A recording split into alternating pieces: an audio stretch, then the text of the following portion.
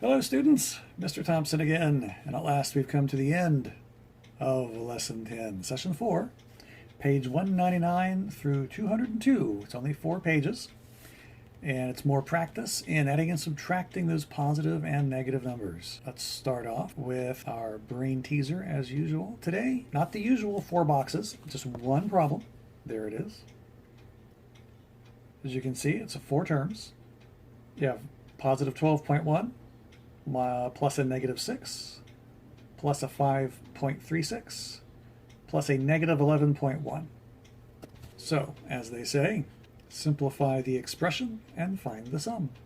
Many different ways you could do this, right? You could decompose numbers, you can switch numbers around, you can do whatever you can. So do whatever you can, get it solved. Don't use a calculator, use your brains, and come back when you're done. We'll talk about it. Okay, welcome back. So what technique did you use to solve it? Well, what I did is I regrouped so that I was adding everything and then subtracting everything and then finally combining at the end. So what I did was I kept 12.1 where it was.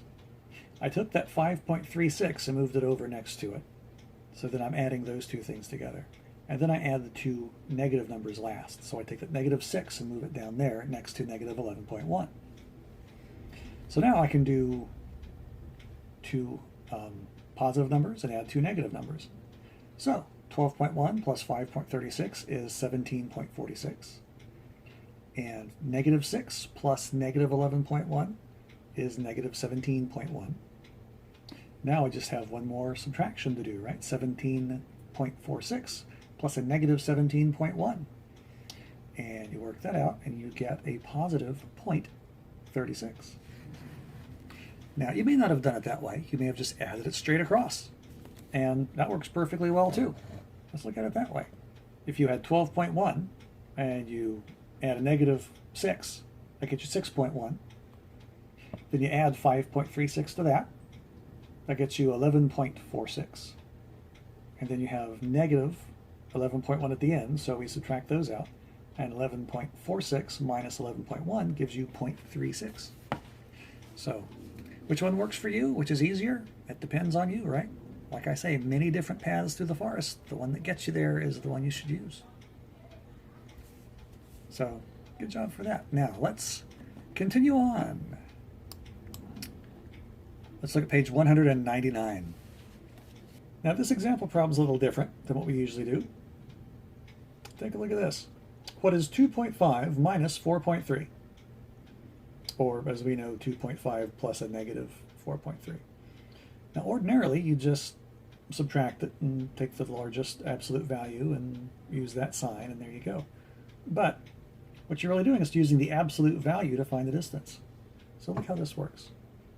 2.5 minus 4.3.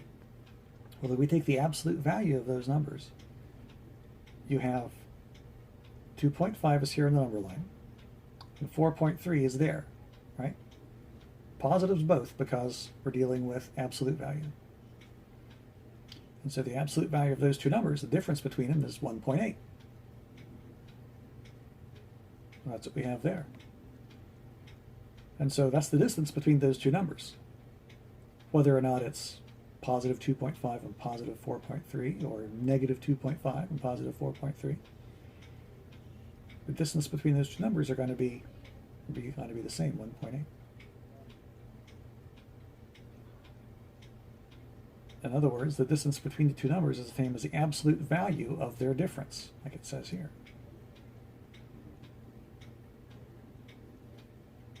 So you find the absolute value of their difference, which is 1.8.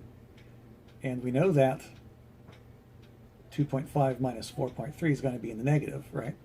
Because you start at positive 2.5. 4.3 is bigger than that, so you're going to end up down below 0. So since we know that, it's a negative number with an absolute value of 1.8, which is, of course, negative 1.8. So just another way to look at what we've been treating as just simple subtraction problems. Thinking about it in terms of absolute value. Now, let's apply this. Let's go to question number 1 in 199. Cece's dog loses 1 1/4 pounds.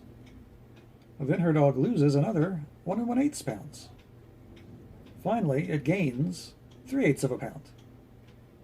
So what's the total change in her dog's weight? And show your work. So what does this look like? Well, if we're losing 1 1/4, that means we're moving down on the number line, right? So we're dealing with a negative 1 1/4. Then it loses again. It's another 1 1/8. So that's another move down. We're losing again. But finally it gains 3 pounds. So it's a positive because we're gaining. What is the total change in the dog's weight? Now notice what this is saying. It doesn't say what the dog weighs now because we don't know what the dog weighs now. We're not given that information. And show your work. So work this out. Tell me what you get. And when we come back, we'll talk about it. Okay, how'd you do? Let's take a look. All right, here's what I have. I started off writing down just like the question tells us. We lose 1 1/4, there that is. And then we lose another 1 1/8. And then it gains 3/8.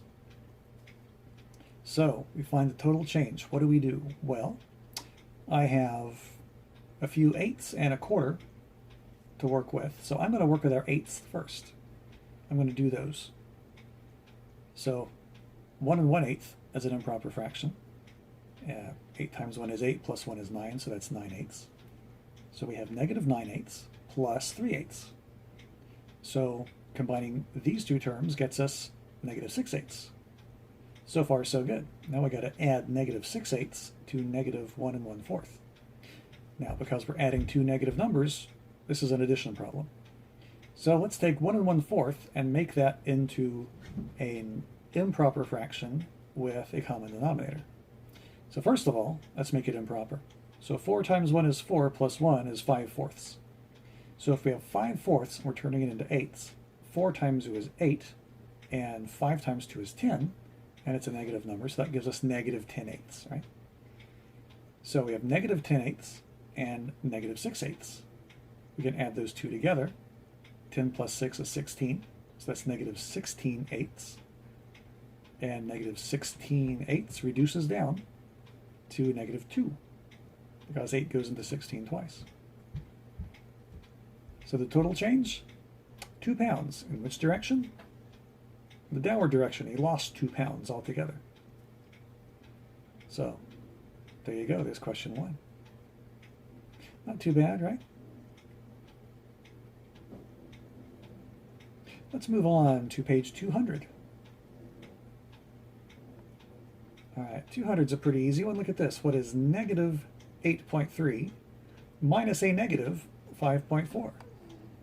And show your work. So let's see what we have. But first, you show me what you have. Write it down, show your work, and when we come back, we'll compare notes. Okay, we're back. So let's see what we have. We have negative 8/3 minus a negative 5/4. How did you go about solving this? Well, here's one option. Let's look at it this way. We have negative 8/3, and we're adding 5/4, right? Why is that? That's because if you subtract a negative number, you're adding its opposite, right? So you're adding the opposite of negative 5/4, which is positive 5/4. That's why we just have positive 5/4 here. And then I decompose these numbers.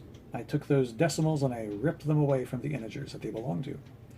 So negative 8.3 becomes negative 8 and negative 0.3. Same thing with 5.4. Positive 5, positive 0.4. Then I switched my numbers around so that I was dealing with first just the integers and then just the decimals. So I left 8 where it was. I moved 5 over to here. I moved negative 0.3 over here next to the positive 0.4. I solved these two sums here. I got negative 8 plus 5. Okay, well, 8 minus 5 is 3, so it's a negative 3. On the other side, with our decimals, I got negative 0.3 plus 0.4. Now, if you subtract 0.4 and 0.3, you get 0.1. That's a positive 0.1. So we have 0.1. So there's one last thing to do. It's a negative 3 and a 0.1.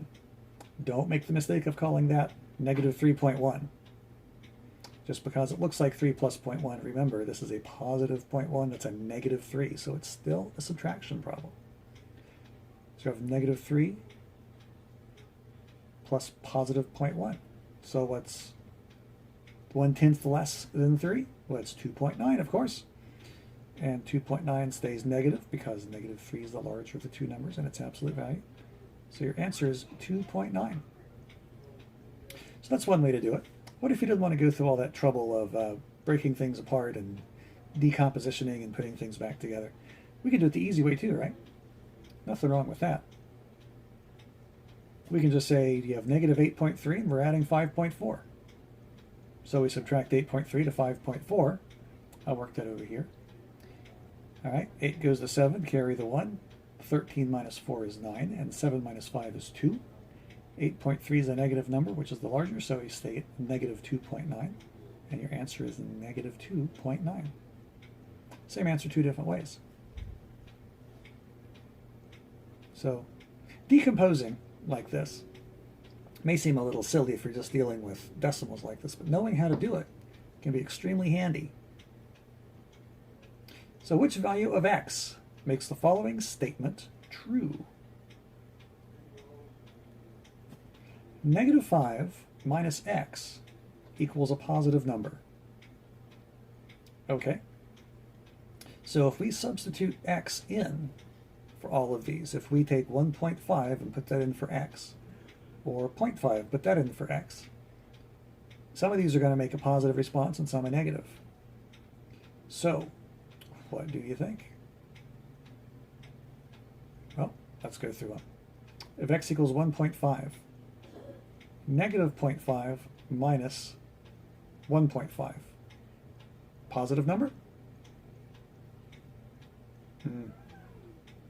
That's a no, right? It's a negative. Because if you have negative 5 minus 1.5, that's of course negative 5 plus a negative 1.5. Two negatives added together stays negative, and that gives you negative 2. So yes, that would not be. What about this? X equals 0.5. So would that be a positive number? 0.5 minus 0.5? Same problem, right? We're still subtracting two numbers. And if you subtract two numbers, you're still adding two negative numbers. And you know what happens if you add two negative numbers?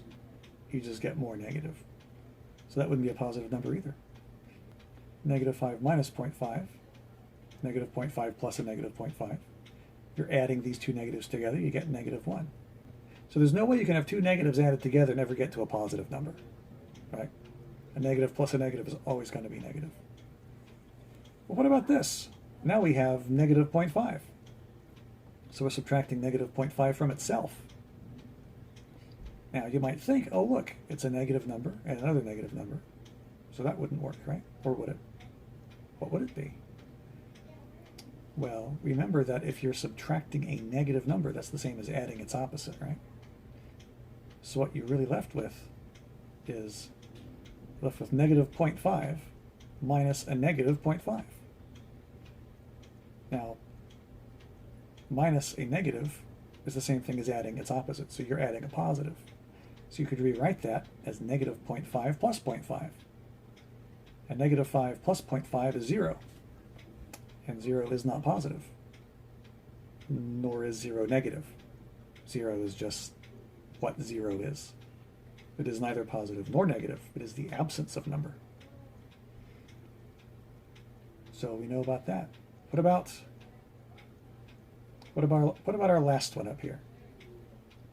X equals negative 1.5. So if we have negative 0.5 minus a negative 1.5, will that give us a positive answer? Well, we have negative 0.5. We're subtracting we're subtracting a negative, so now we're adding. So we add 1.5 to negative 0.5, And yeah, that'll get us up above 0, won't it? That works, because it looks like this. You have negative 0.5 minus a negative 1.5. That becomes negative 0.5 plus 1.5. And since this is now a subtraction problem, 1.5 minus 0.5 is just 1. And since this is now the largest absolute value, it's going to stay positive, so it's a positive 1. So absolutely. Lulu, choose A as the correct answer. Why would Lulu choose A as the correct answer? Well, she got kind of confused, didn't she? She thought that if you have negative 0.5 and a negative 1.5, she was thinking of that as adding two numbers together. So that's that one. Let's go to 201 now. What do you have on page 201? A submarine. It's a submarine question. There we are. All right. What does our sub say?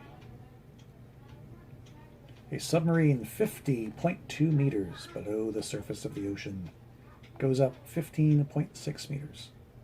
Then it goes down 35.7 meters. What's the submarine's new position relative to the surface of the ocean? Okay, so what does that mean? Well, we're starting at negative 50.2, right? Because it's below the surface. So our surface is 0 on our number line, right?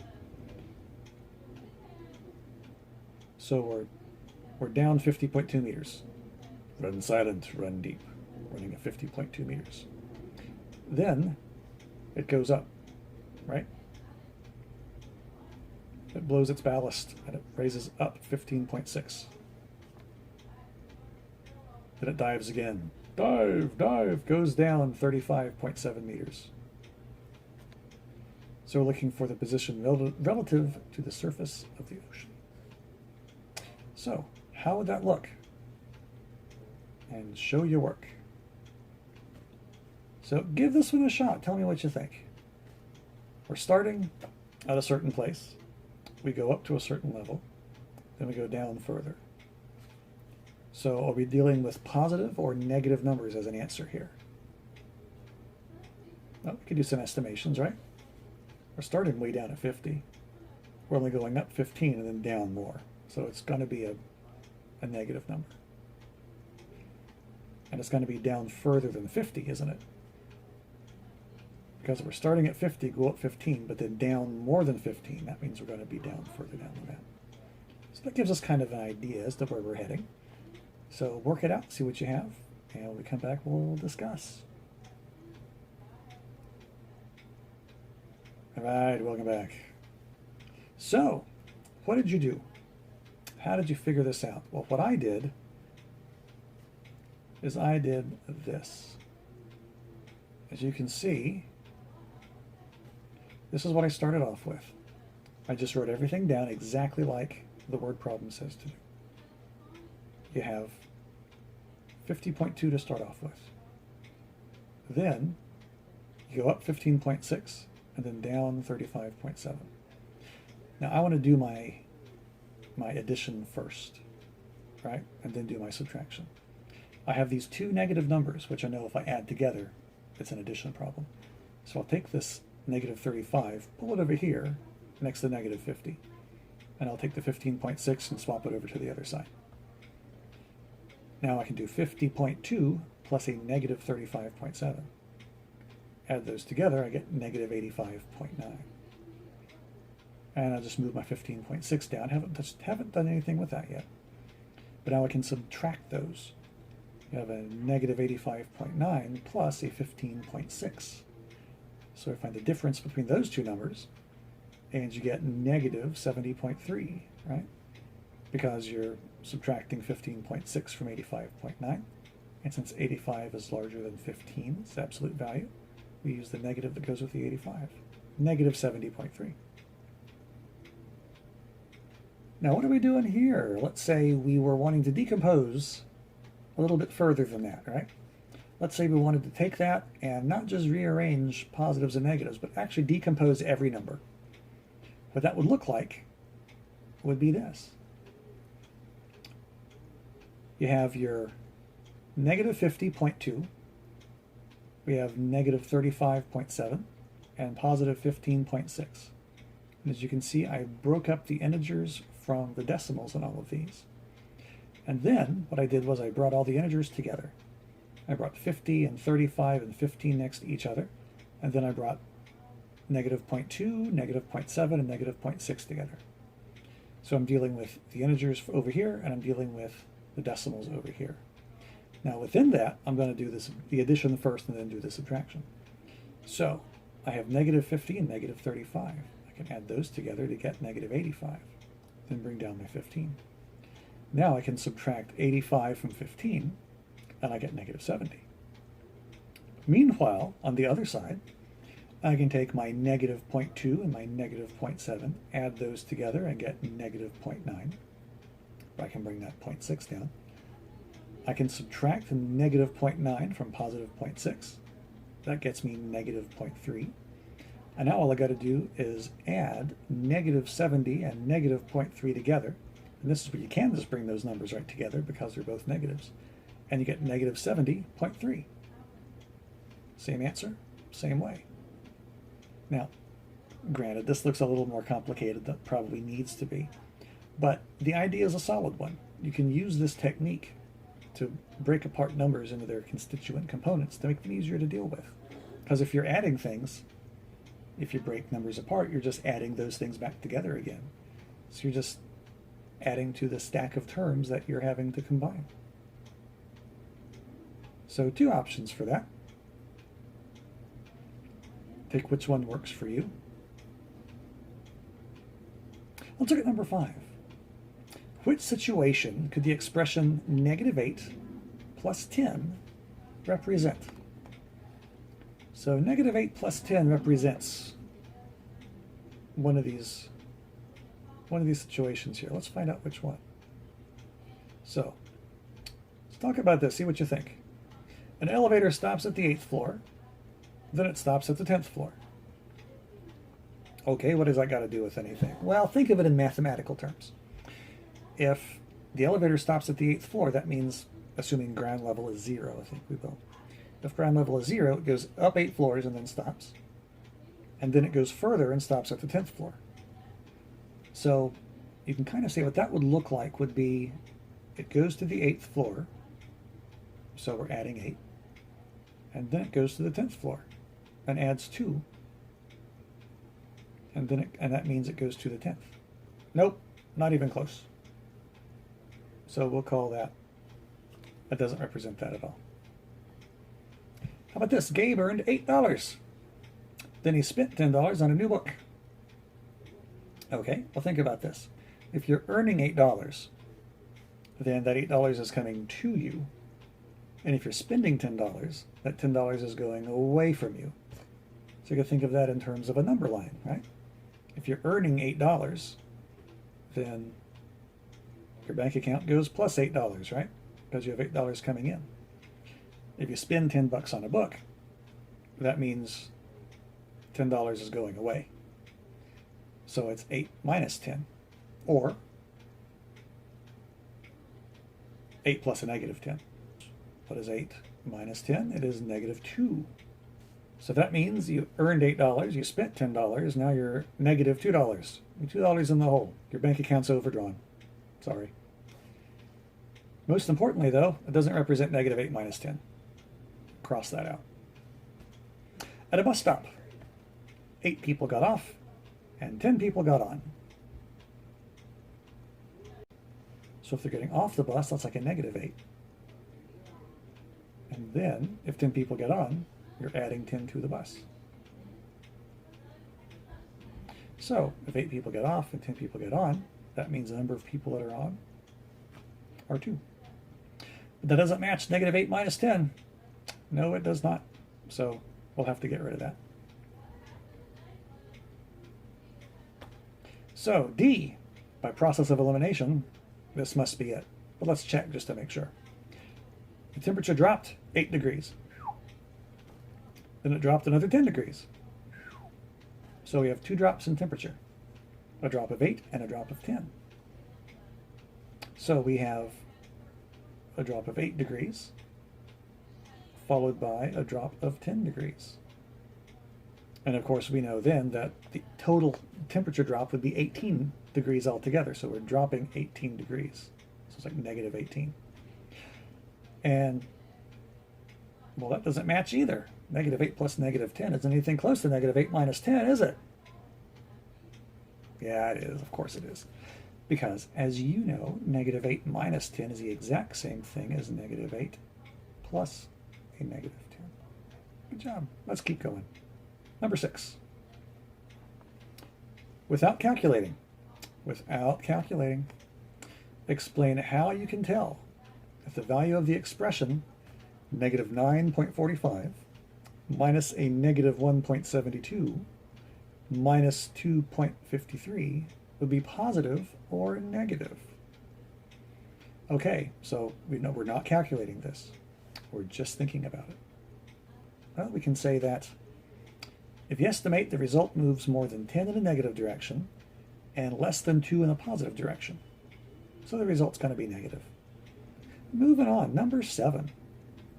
The value of negative 4 and 5/8 minus x is positive.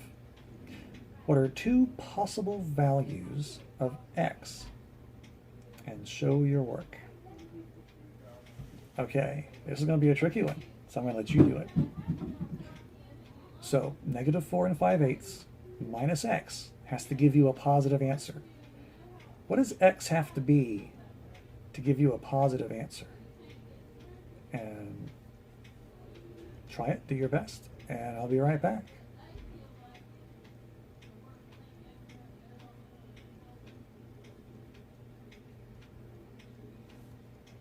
Okay, welcome back.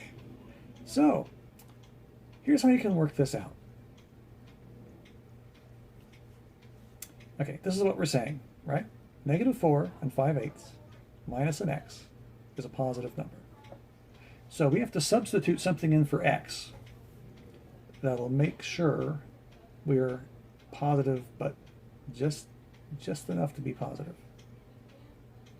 So we can look at this.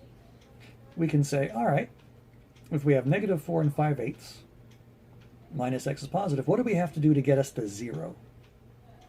And of course, we have to add the opposite of a number to get to 0. And that's exactly what we're doing here.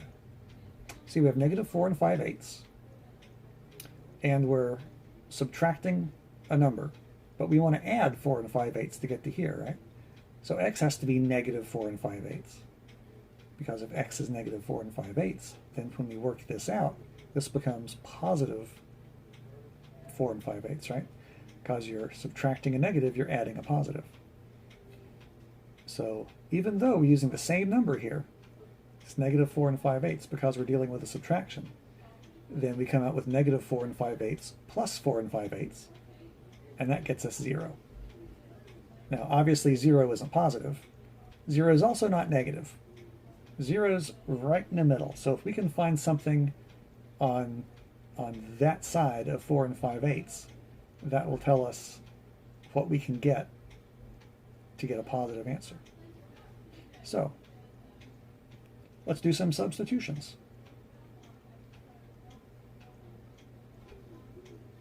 So if we know that 4 and 5/8 and a negative 4 and 5/8 give you 0, let's go down 1. Let's say negative 4 and 5/8 minus a negative 3 and 5/8. Okay? We've just gone one number higher. And see what happens. So if we have negative 4 and 5/8 plus 3 and 5/8, well, we don't even have to work anything out. We know that since this is the larger number, this gets you a negative answer. And we don't want that. We want a positive answer. So we wouldn't go in that direction of negative 4 and 5/8. We wouldn't go up to negative 3 and 5/8. Let's go the other direction. Let's say we have negative 5 and 5/8. So here we have the same thing, negative 4 and 5/8. Now we're subtracting negative 5 and 5/8. That's the same thing as adding a positive 5 and 5/8. And negative 4 and a bit plus 5 and a bit. This is the larger of the two numbers, so we know the answer here is going to be positive. So that tells us that if we have negative 4 and 5/8, and we go in the direction of negative 5 and 5/8, everything in that direction is going to be a positive response. So what does that look like? It looks like this.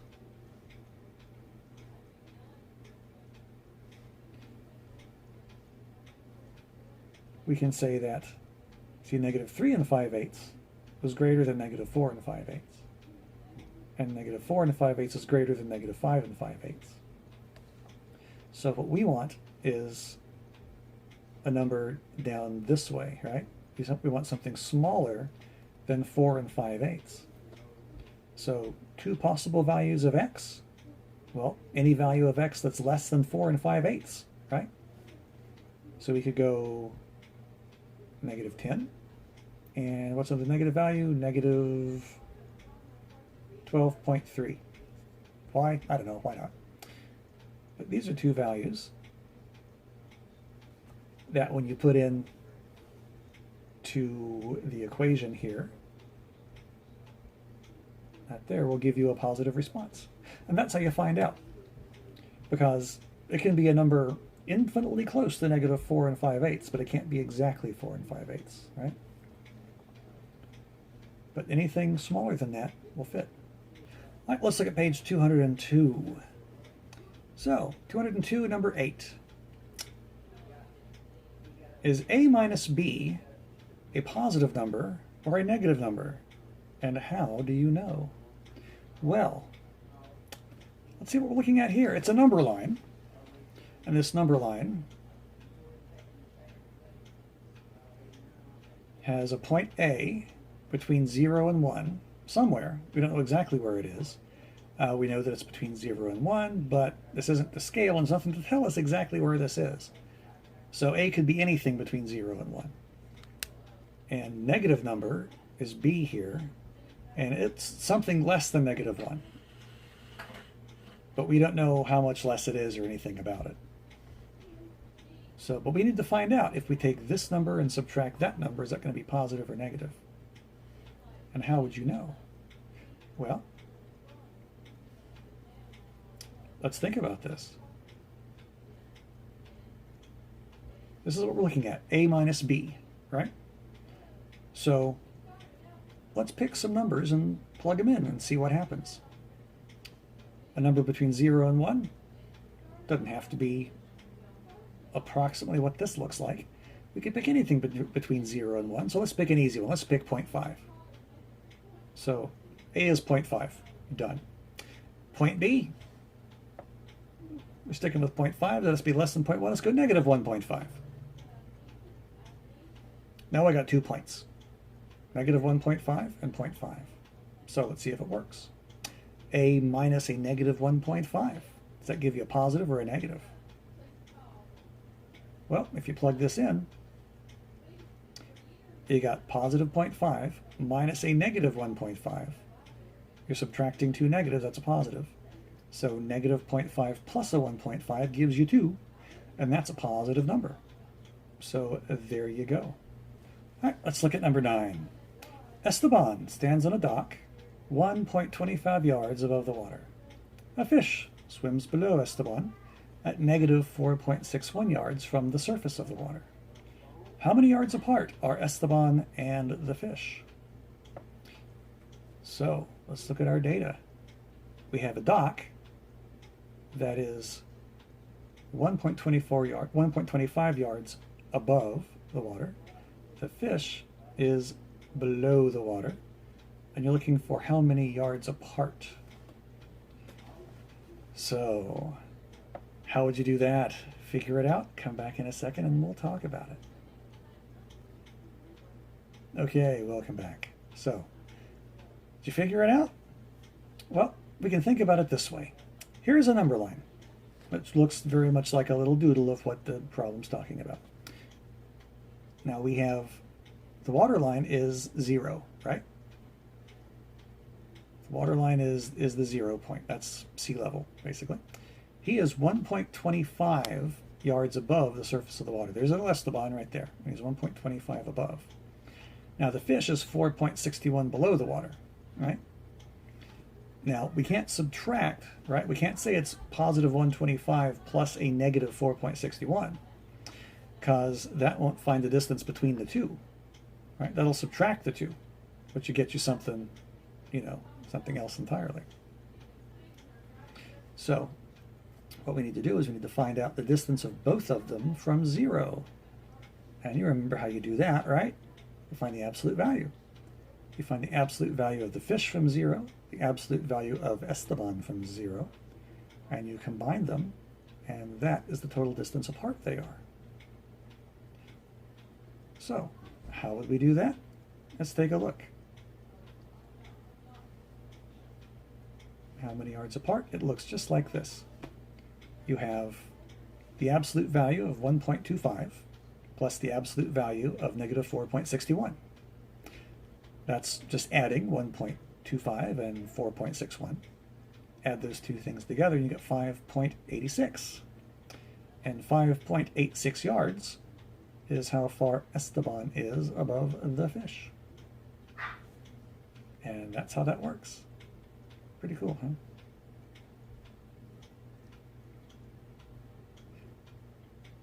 Now, number 10, Math Journal.